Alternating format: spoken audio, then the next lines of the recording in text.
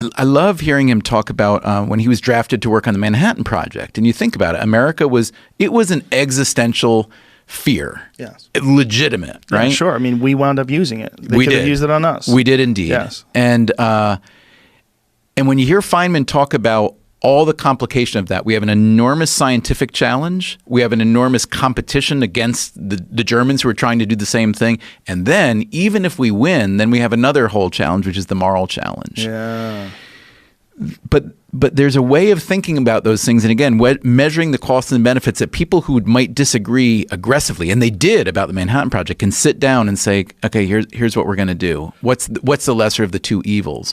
And I feel like right now, I don't know, it's as much progress as we've had, I feel we've gotten worse at looking at the lesser of two evil paths, at looking at weighing costs and benefits. Well, what is the lesser of two evils in that regard? Is it drop the bombs and stop the war? Or is the lesser of two evils never drop the bomb and stop the war later? Yeah, I mean, look, there's a million books been written about this. Yeah. I could make an argument in either case. I mean, Japan, we were very, very scared of Japan. Japan had shown a lot of ability to punish the United States. Even though Germany was out, America still felt very fragile. So I totally get the argument that it was meant to be, I get it too. Yeah. On the other hand, you're picking some pretty big cities to drop it on, and you're picking two. So, and you're killing mostly civilians. Yeah. Yeah. So it's hard to imagine that decision would be made today. But as you just said about, polio vaccine, different case, but roughly same time era, it's very hard to project your morals onto, 50 years from now, we may have a very different view about MMA, for instance. It's very hard to project it. Well, I think that's far more intense and extreme than MMA. I mean, we're talking about nuking people literally out of existence. But I think that just the fact that these brilliant scientists were forced into that moral dilemma. Like, one of my favorite videos online is Oppenheimer, when he's discussing what he said when the first atomic bomb was detonated, and he quoted the Bhagavad Gita, and he said, "I am become death, destroyer of worlds." And it's just to say that, to see him. Have you seen it? The video? Oh, please let me play this for you. Play Oppenheimer right after, when describing what it was like, because it's so eerie. Because here you have one of the most brilliant scientists ever who completed this fantastic project. Yeah.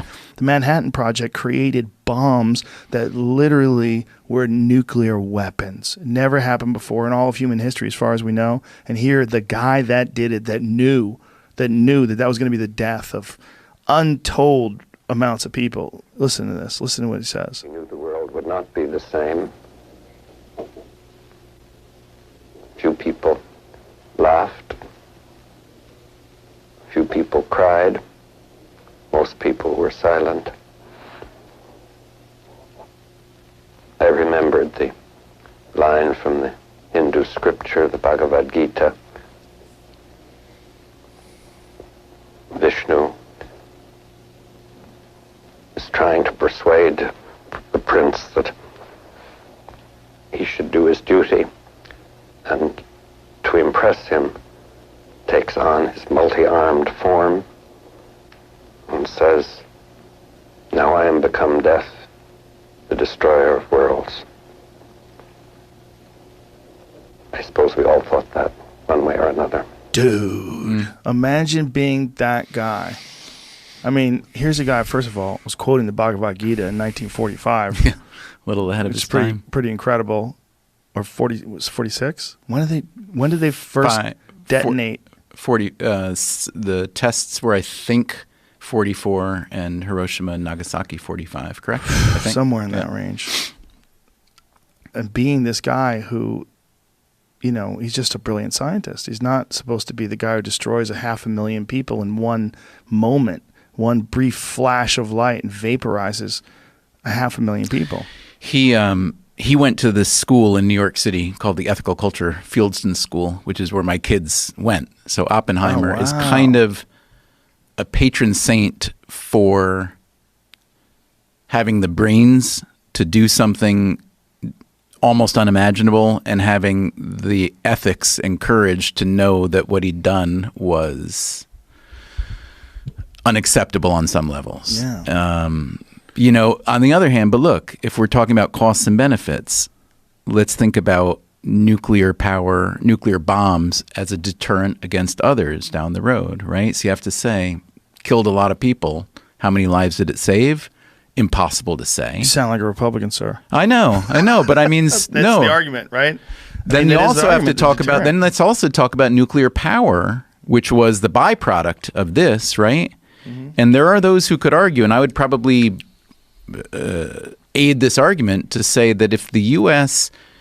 had continued on the path of nuclear power in the 70s rather than totally flipping out after 3 Mile Island and then later Chernobyl, which was a much worse accident than 3 Mile Island, if that had continued, what we'd have now is probably much cleaner, cheaper, safer nuclear fuel. Yes. And instead, what happened, because we basically stopped building nuclear plants, instead, for the next 40 years, we burnt a crap load of coal.